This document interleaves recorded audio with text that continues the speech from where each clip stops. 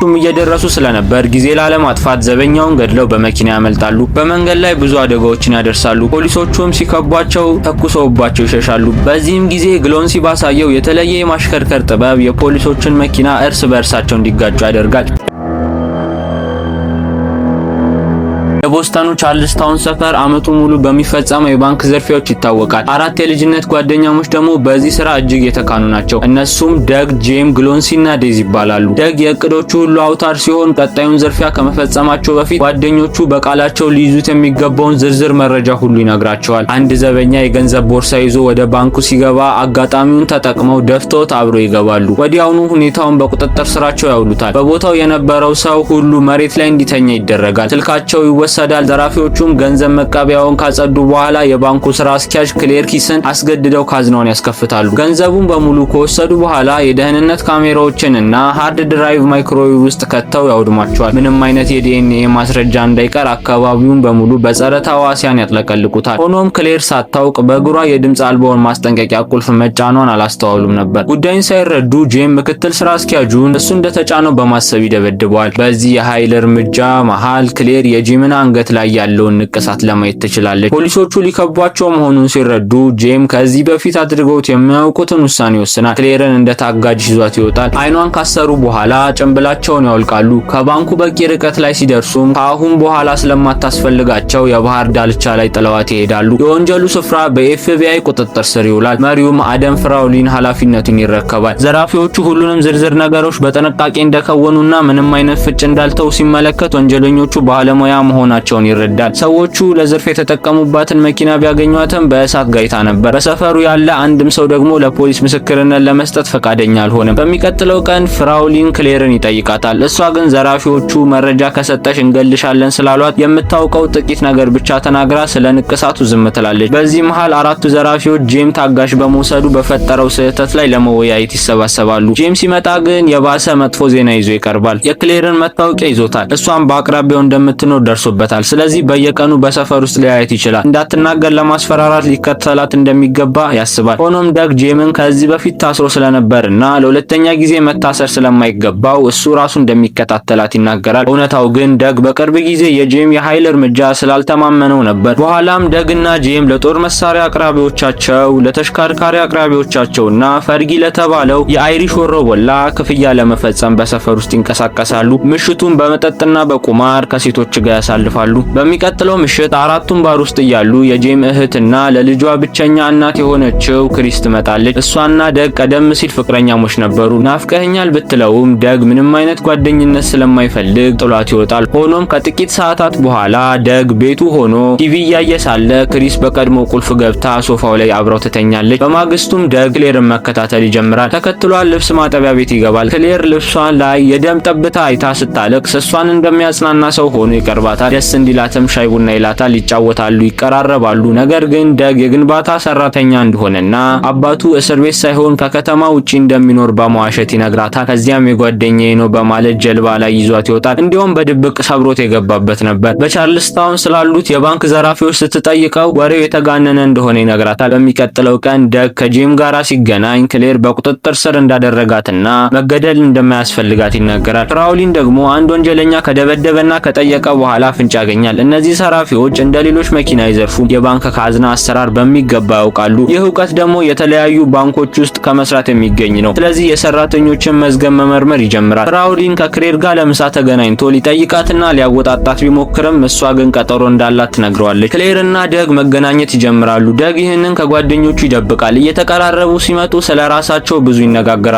ክሌር ኤፍቢአይ ጋር እየሰራች እንደሆነ ትናገራለች። ደግ ምንም እንደማያውቅ ሆኖ ተጠርጣሪዎች ካሉ ይጠይቃታል። ያየችውንም ንቅሳት ለፍራውሊን ብትነግረው ለህይወቷ ስጋት እንደሚሆንባት ትገልጽለታለች። ደግም እንደ ምስጢር ብትይዘው እንደሚሻልና በኋላ ላይ እንደ መደራደሪያ ልትጠቀምበት እንደምትችል ይመክራታል። በምላሹ ደግ እናቱ በ6 ዓመቱ ጥላው እንደሄደችና አባቱ እሷን ለመፈለግ ምንም እንዳላደረገ ይነግራታል። በአንዱ ቀጠሯቸው ወቅት ክሌር አንዳንድ ወረበሎች መንገድ ላይ ጠርሙስ ስለሚወረውሩባት ስራ ለመሄድ ረጅም መንገድ እንደምትዞር ትነግረዋለች። ደግም እሷን ቤት ካደረሰ በኋላ ጄምን ይዞ ሄዶ ሰዎቹን ያስፈራራቸዋል። ደግም ሰዎቹን ደብድቦ እጽ ይበትንባቸዋል። ነገር ግን ጄም ድንበር አልፎ የአንዱን እግር በጥይት ይመታዋል። ከዚያም ጭንብሉን አውልቆ ፊቱን ያሳየዋል። ደግም በጄም የኃይል ተግባር በጣም ይበሳጫል። በዚህ መሃል ፍራውሊን የዴዝን መዝገብ ያገኛል። በባንክ ሰራተኝነት ውስጥ የታመመባቸው ቀናት ከባንክ ዘርፊያዎቹ ቀናት ጋር ይገጣጠማሉ።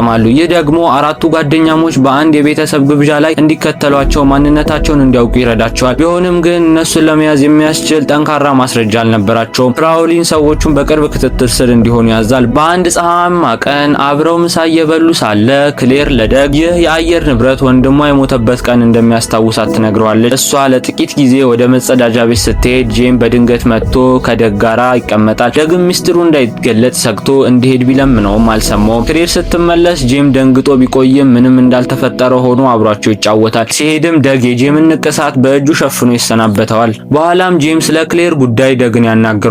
ሁላቸውንም እስር ቤት ሊያስገባ ከሚችል ሰው ጋር መተኛት አደገኛ እንደሆነ ይነግረዋል። ለሌሎቹም ባይናገርም ደግ ከእሷ ጋር ያለውን ግንኙነት እንዲያቋርጥና ቀጣዩን ዝርፊያ ላይ እንዲያተኩር ይፈልጋል። ደግ ግን አብሯቸው ከሚሰሩ ሰዎች ጋር ስለማይግባባ ዝርፊያውን ላለማድረግ ይፈልጋል። ጄም ግን አጥብቆ ሲጠይቀው ደግ ይሄ የመጨረሻው ስራው እንደሚሆን ተስማምቶ ይቀበላል። ከዚያም እስር ቤት ያለውን አባቱን ሊጠይቀው ይሄዳል። ለተወሰነ ጊዜ እንደሚጠፋና ግን እናቱን ለምን እንዳልፈለጋት ይጠይቀዋል። አባቱም እናት መሆን ለማይፈልግ ሰው እናት ለማድረግ መሞከር ትርጉም እንደሌለው ይመልስለታል።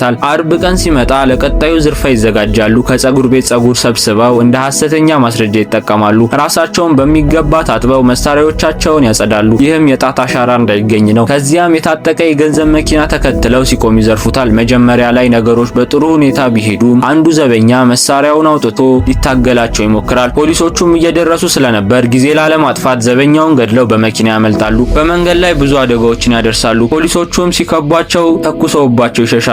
በዚህም ጊዜ ግሎንሲ ባሳየው የተለየ የማሽከርከር ጥበብ የፖሊሶችን መኪና እርስ በእርሳቸው እንዲጋጩ ያደርጋል። በመጨረሻም አራተኛው አባል በሌላው መኪና ወደሚጠብቃቸው ቦታ ደረሱ። መኪና ይቀይራሉ። የቀድሞውን መኪና አቃጥለው የፖሊሶቹን መንገድ ይዘጋሉ። ፍራውሊን ድልድዩ እንዲዘጋ ቢያዝም ዘራፊዎቹ ቀድሞት ያልፋሉ። እንደገና መኪና ሲቀይሩ አንድ በአቅራቢያ የነበረ ፖሊስ ቢያያቸውም እንዳላየ ሆኖ ያልፋቸዋል። ምንም እንኳን ጠንካራ ማስረጃ ባይኖረውም ፍራውሊን ቢያንስ ሊያነጋግራቸው ይፈልጋል። ስለዚህ አራቱን ለምርመራ ያስመጣቸዋል። ዘራፊዎቹ ለተበዳዮቹ የተናገሯቸውን ቃላት እንዲደግሙ ካደረጓቸው በኋላ ጥያቄ ሊያቀርብላቸው ይሞክራል። ጄም ጠበቃ እስኪመጣ ዝምታ ይመርጣል። ደግ ግን ማስረጃ እንደሌለው ስለሚያውቅ ኤፍቢአይ እንደሚከታተላቸው ቀድሞውኑ እንደሚያውቅ ለፍራውሊን ይነግረዋል። ቀጣዩ የፍራውሊን እርምጃ ክሌርን እንደገና መጠየቅ ቢሆንም እሷ ግን ስራዋን እንደለቀቀች ይረዳል። በዚህም ይጠራጠራል። ስልኳ እንዲጠለፍ ሲያደርግም ከደግ ጋር ግንኙነት እንደነበራት ይደርስበታል። ደግም የአልማዝ ሐብል ሊሰጣት ሲሄድ ስራ መልቀቋን ሰምቶ አብረው እንድትኮበልል ይጠይቃታል። እሷም ትስማማለች። ከቀጠሯቸው በኋላ ፍራውሊን ክሌርን ያገኛታል። የአንገት ሐብሉን ካየ በኋላ የደግን እውነተኛ ማንነት ይነግራታል። በዚህም መሃል ደግ ከጄም ጋር ይገናኛል። ጄም ከፈርጌ የተሰጠ አዲስ ስራ ቢኖረውም ደግ ግን እምቢ ይላል። ጄም በዚህ ይናደዳል። እህቱን ክሪስና ልጇን መርሳት እንደሆነ ይነግረዋል። ደግ ግን የልጁ አባት ማን እንደሆነ እንኳን እንደማይታወቅና ምንም እንኳን የጄም ቤተሰብ ስላደረጉለት ነገር ቢያመሰግንም ይህ ህይወት ለዘላለም እንደማይቀጥል ይገልጻል። ጄም ደግን ለመከላከል ሲል ሰው ገድሎ ለ9 ዓመታት እንደታሰረ ቢያስታውሰውም ደግ ግን ውሳኔውን አልቀየረም። ከዚያም ፈርጊን ለማሳወቅ ይሄዳል። ፈርጊ ግን የእቅዶቹ አውታር ደግ ስለሆነ እሱን ይፈልገዋል። የደግም አባት ድሮ ለብቻው ለመስራት ሲሞክር ፈርጊ እናቱን በእጽ እንዳጠመዳት ይነግረዋል። እናቱም ጥላው አልሄደችም። በእጽ ብዛት ነው የሞተችው። ይህ ሁሉ ዘመን ሲዋሽለት ነበር። ስራውን ካልተቀበለ ደግሞ ክሌርንም እንደ እናቱ እንደሚያደርጋት ያስፈራረዋል። ደግም ወደ ክሌር ቤት ይሮጣል። እሷ ግን ልታናገረውም ሆነ ይቅርታ ልትሰማው አልፈለገችም። ከዚያን ጊዜ ጀምሮ ቤቷ ሲመላለስ ይቆያል። የፈርጊ ሰዎች የለቅሶ አበባ በሯ ላይ ሲሰቅሉ ያያል። ደግም ይህንን ስራ ከመቀበል ውጪ አማራጭ እንደሌለው ይረዳል። አበባውንም ያወድመዋል። ደግ ክሪስን ሊሰናበታት ይሄዳል። ከዚያ ክሌርን ለማግኘት ይሞክራል። ብዙ ባንክ ቢዘርፍም ሰው ገድሎ እንደማያውቅና በፍጹም እንደማይጎዳት ቃል ይገባላታል። እንድትጠብቀውም ይለምናታል። ቡድኑም የፈርጊን እቅድ ለመስማት ይሰበሰባሉ።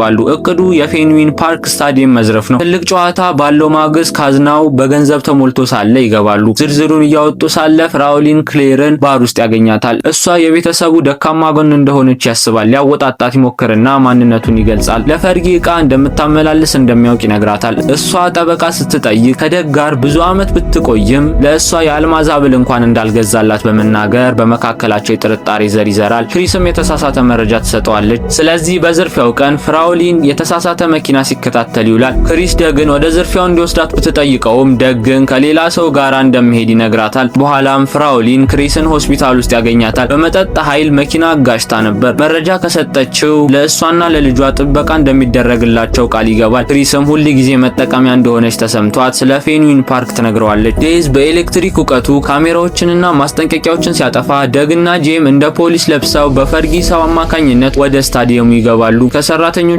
ከዘበኞቹ ጋር ቢገጣጠሙም ፖሊስ መስለው ማታለል ስላልቻሉ መሳሪያቸውን አውጥተው ሰዎቹን ያስፈራሯቸዋል። ከዚያም ወደ ገንዘብ ክፍሉ ይሄዳሉ። ሰዎቹ ካልከፈቱ ቤታቸው ያሉ ሚስቶቻቸው እንደሚገደሉ ያስፈራሯቸዋል። ሰዎቹም ይፈቅዱላቸዋል። ቦርሳቸውን በገንዘብ ከሞሉ በኋላ በአምቡላንስ ሊያመልጡ ሲሉ ኤፍቢአይ ይከባቸዋል። ጄም ኤፍቢአይዎች ሲመጡ ተኩስ ይከፍታል። በዘራፊዎቹና በኤጀንቶቹ መሃል ከባድ ተኩስ ልውውጥ ይደረጋል። ግሎንሲ በጥይት ቢመታም መከላከያ ልብስ ለብሶ ስለነበር ይተርፋል። ዴዝ በሩን ከፍቶ የኤጀንቶቹን መኪና እንዲገፉት ያደርጋል። ደግ ዴዝን የወንጀል መዝገብ ስለሌለው እጁን ቢሰጥ 7 ዓመት ብቻ ታስሮ እንደሚወጣ ይነግረዋል። ዴዝ ግን በዚህ ተሳድቦ ጥሏቸው ይሄዳል። ኤፍቢአዮቹ አስለቃሽ ጭስ ይወረውራሉ። ዴዝ ተነስቶ ሲሮጥ በጥይት ይመቱታል። ግሎንሲ አደገኛ እቅድ ያወጣል። እሱ መኪናውን እየነዳ የኤጀንቶቹን ትኩረት ሲስብ ደግና ጄም በፖሊስ ልብሳቸው ቀስ ብለው ይወጣሉ። ደግ ስለ ግሎንሲ ደህንነት ቢሰጋም ግሎንሲ ግን ጎበዝ አሽከርካሪ እንደሆነ ይነግረዋል። አምቡላንሱን አውጥቶ ጥቂት ቢያሸሽም ተኳሾቹ ግሎንሲን ግንባሩ ላይ መተው ይገድሉታል። ኤፍቢአዮቹ አምቡላንሱን ሲፈትሹ ደግና ጄም በፖሊስ ዩኒፎርም በቀላሉ ያመልጣሉ። ሆኖም ሚስጥሩ ብዙ አልቆየም። የታሰሩት ሰራተኞች ፖሊሶች እንደሆኑ መረጃ ስለሰጡ ፍራውሊን አጠራጣሪ ፖሊሶች መፈለግ ይጀምራል። ጄም ከትልቅ ቦርሳ ጋር ሲሄድ አይቶ ይከተለዋል። ስሙንም ሲጠራው ጄም ተኩስ ይከፍትበታል። ብዙም ሳይቆይ ተከቦ ይያዛል። ደግ ከመንገዱ ማዶ ሆኖ ይመለከታል። ጄም እግሩ ላይ ቆስሎ ተደብቆ ሳለ ጥይት እንደጨረሰ ይረዳል። ተመልሶ ወደ እስር ቤት ላለመሄድ ሲል መሳሪያውን ይዞ በመውጣት ራሱን ለጥይት አሳልፎ ይሰጣል። ደግ የእርሱ መስዋዕትነት በከንቱ ላለማድረግ የፖሊስ መኪናውን ሰርቆ ያመልጣል። ወደ አበባ ቤቱ ሄዶ ፈርጊና አጃቢውን ይገላቸዋል። እሱ ግን መከላከያ ልብስ ስለነበረው ምንም አልሆነም። በኋላም ደግ የደበቀውን ገንዘብ አውጥቶ ለክሌር ይደውላል። ኤፍቢአዮች ግን ቤቷ ሆነው እያዳመጡ ነበር። ክሌር ብቻዬን ነኝ ብላ እንዲመጣ ተጠይቀዋለች። ደግ ግን ከአቅራቢያቸው ባለ ህንጻ ሆኖ እያያት ስለነበር እየዋሸችው እንደሆነ ያውቃል። ሆኖም እመጣለሁ ይላታል። በድጋሚ ይቅርታ ሲጠይቃት ክሌር ፀሐያማ ቀናት በማለት ወጥመድ መሆኑን ፍንጭ ትሰጠዋለች። ደግም እንዳልሰማ ሆኖ ይጫወታል። ኤፍቢአዮቹም የማይመጣውን ሰው ሲጠብቁ ደግ ገንዘቡን ከግቢ ውስጥ ቀብሮ በፍራውሊን መኪና ላይ የስድብ ደብዳቤ ትቶ ይሄዳል። ከዚያም የባቡር ሰራተኞች ልብስ ለብሶ ከተማዋን ለቆ ይወጣል። ፍራውሊን በፀሐያማ ቀናት ንግግር ቢጠረጥርም እንደ ማስረጃ ሊጠቀምበት አልቻለም። ከቀናት በኋላም ክሌር ገንዘቧንና ደብዳቤውን ታገኛለች። ገንዘቡን ደግ ድሮ ይጫወትበት የነበረውን የበረዶ ሆኪ ሜዳ በእናቱ መታሰቢያነት እንዲታደስ ትሰጠዋለች። ሰብስክራይብ አድርጎ በደንብ ለተዝናና ኪሱ ውስጥ ባይገባም ይገባል ምስጋና። ታንኪዩ